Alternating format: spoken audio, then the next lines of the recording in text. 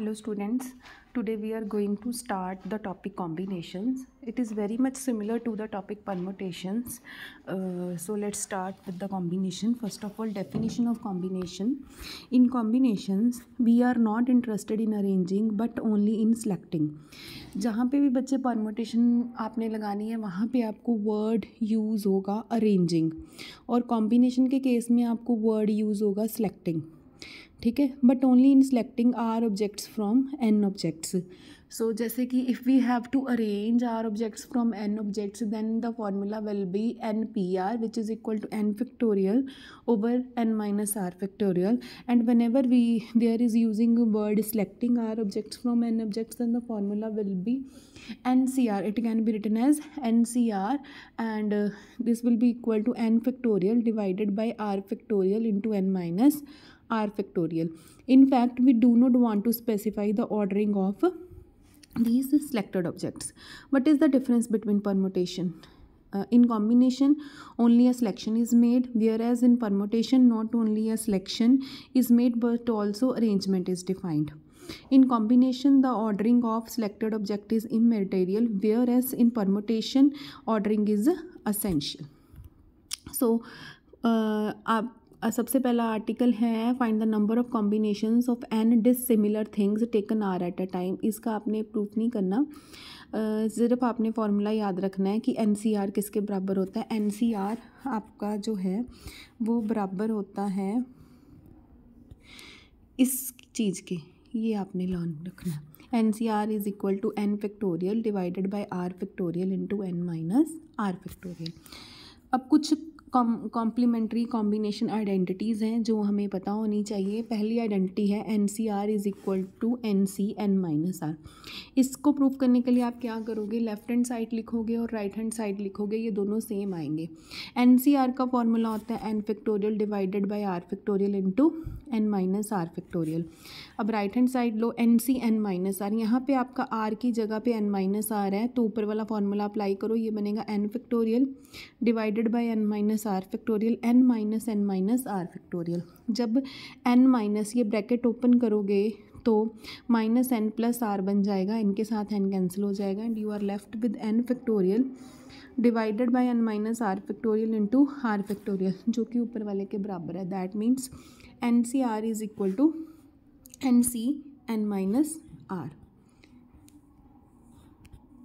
Now next आपके पास है you have to prove n C r plus N C are minus one is equal to N plus one C r. इसका आपने proof नहीं करना, सिर्फ इसका हम प्रूफ करेंगे बट हम इसका प्रूफ फर्स्ट तरीके से नहीं करेंगे, सेकंड तरीके से करेंगे. जो सेकंड वाला मेथड है उसमें पहले आप राइट हैंड साइड लिख लोगे, ये आपकी राइट हैंड साइड बन गई. जो आपकी लेफ्ट हैंड साइड है उसमें आप फर्स्ट टर्म और सेकेंड टर्म दोनों खोल के लिख लोगे. जब आपने दोनों को खोल के लिख लिया तो आप देखोगे कि इधर आर माइनस वन फैक्टोरियल आ रहा है और सेकेंड टर्म में आर फैक्टोरियल आ रहा है. तो आर फैक्टोरियल को आप आर माइनस वन तक ले जाओगे, यानी कि उसको लिख लोगे R into R minus one factorial.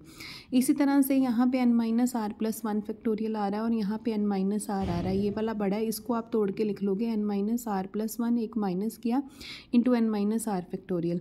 अब आप टर्म्स कॉमन लोगे, डिनोमिनेटर में से एन फैक्टोरियल कॉमन है और डिनोमिनेटर में से आर माइनस वन फैक्टोरियल और n minus are factorial common है. जब आप कॉमन लोगे तो फर्स्ट टर्म की जगह पे बच जाएगा one upon n minus are plus one और राइट टर्म की जगह पे बच जाएगा वन अपॉन आर. इसके बाद आप एलसीएम ले लोगे. जब आप एलसीएम लोगे आर के साथ आर कैंसिल हो जाएगा और डिनोमिनेटर में आपके पास बचेगा एन प्लस वन और डिनोमिनेटर में बचेगा r into N minus are plus one. जब आर को आर माइनस वन फैक्टोरियल के साथ कंबाइन करोगे तो वो आर फैक्टोरियल बन जाएगा. जब एन प्लस वन को एन फैक्टोरियल के साथ कंबाइन करोगे तो वो एन प्लस वन फैक्टोरियल बन जाएगा. जब N minus are plus one को एन माइनस आर फैक्टोरियल के साथ कंबाइन करोगे तो वो N minus are plus one factorial बन जाएगा and this is equal to your right hand side. So now next है हमारे पास the total number of combinations of any different things taken all at a time. ठीक है। तो इसके लिए आपका फॉर्मूला जो है taking all at a time के लिए लगेगा। जब आपने 1 ली, जब आपने 2 ली, जब आपने 3 ली, जब आपने n ली, इन सब का सम, क्योंकि इसमें से कोई भी आप यूज़ कर सकते हो। So let's start with the practical sum questions which are involved with CNR। तो पहला क्वेश्चन है आपका, पहली एग्जांपल है, you have to prove C84 + C83 = C94। जैसे कि C जो है वो आपका फैक्टोरियल के साथ ही रिलेटेड है और फैक्टोरियल सॉल्व करना आपको आता है। सो इसको सॉल्व करने के लिए आप लेफ्ट हैंड साइड की कैलकुलेशन कर लोगे और राइट हैंड साइड की कैलकुलेशन करोगे, वो सेम आनी चाहिए। और सेकंड एग्जांपल भी बहुत इजी है, इसमें आपने 50C47 निकालना है। इसको आप सिंपली कैलकुलेट कर लोगे उस फॉर्मूला से कि NCR = NCn-R, बिकॉज जो नीचे वाला R है 47 वो बहुत बड़ा है। अगर आप इसको 50 - 47 ले लोगे तो वो 3 हो जाएगा और उसको कैलकुलेट करना आसान हो जाएगा। सिमिलरली सेकंड पार्ट पे भी आप सेम ही फॉर्मूला अप्लाई करके उसको सॉल्व करोगे, क्योंकि उसको सॉल्व करना जो है वो ईजी हो जाएगा। हाँ, यहाँ पे एक चीज़ जो है वो आपको याद होनी चाहिए, वो ये है कि NC0 जो है वो 1 होता है, NCn जो है वो 1 होता है और NC1 जो है वो n होता है। ये आपको याद रहना चाहिए, क्योंकि इससे आप डायरेक्ट आंसर लिख सकते हो। जैसे कि आपका जो इस सेकंड एग्जांपल का सेकंड वाला पार्ट है वो 15C1 बन गया, तो उसका आंसर सीधा 15 ही आ जाएगा, आपका क्वेश्चन बड़ा शॉर्ट हो जाएगा। So let's move to next. In next we have to calculate the value of n। we have to calculate the value of n when it is given that NCn-3 = 84। अब हम फिर वही formula apply करेंगे कि NCR = NCn-R। तो आपका NCn-3 जो है वो कन्वर्ट हो जाएगा NCn-3 = 84। जब इसको माइनस करोगे तो ये बन जाएगा NC3 = 84। NC3 की वैल्यू होगी, NCR की वैल्यू होती है n × n-1 up to so on n-R+1 divided by R factorial. तो इस हिसाब से NC3 की वैल्यू होगी n × n-1 × n-2 divided by 3 factorial. 3 factorial का मतलब 1 × 2 × 3। 6 को हम राइट हैंड साइड पे ले आए तो आपके पास आ गया n × n-1 × n-2 = 84 × 6। It can be written as 9 × 8 × जो सारी मल्टीप्लिकेशन आएगी that can be written as 9 × 8 × 7। So आप देखो, अगर आप n को 9 लोगे तो n-1 8 आएगा और n-2 7 आएगा। So according to this equation your answer will be n = 9। So let's move to next example. In next example we have to calculate the value of R whenever it is given that 15CR = 15CR + 3। हमने अभी किया, अगर ये दोनों चीज़ें बराबर हैं तो इसका मतलब जो इसके पैर में लिखा है वो भी बराबर होगा, यानी कि R should be equal to R + 3। ठीक है, या तो इस इक्वेशन का मतलब ये होता है कि अगर NCR = NCm है तो या तो R = M होगा या R + M = N होगा। ये दो चीज़ें हो सकती हैं। तो इन्होंने यही दो चीज़ें अप्लाई की हैं। यहाँ पे इन्होंने अप्लाई किया R = M, जहाँ से आपके पास आ गया 0 = 3 which is not possible.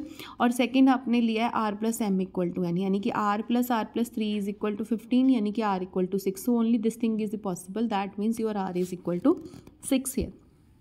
So let's move to next example.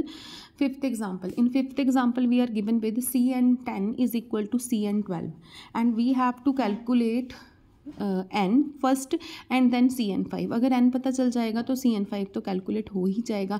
इसमें भी आपने ऊपर वाला फॉर्मूला ही लगाना है। आपके पास है NC10 = NC12, तो या तो 10 12 के बराबर होगा या 10 + 12 जो है वो n के बराबर होगा। तो ये वाली चीज़ तो पॉसिबल नहीं है because 10 is not equal to 12, so n should be equal to 10 + 12, या that means your n is 22। So but will be Cn5 is equal to C22 और आप इसको ओपन करके सॉल्व करके लिख दोगे। सिक्स्थ एग्जाम्पल की थोड़ी सी बस कैलकुलेशन है, वैसे वो बहुत ईजी है, so you must try it by your self. So let's start with example number 7.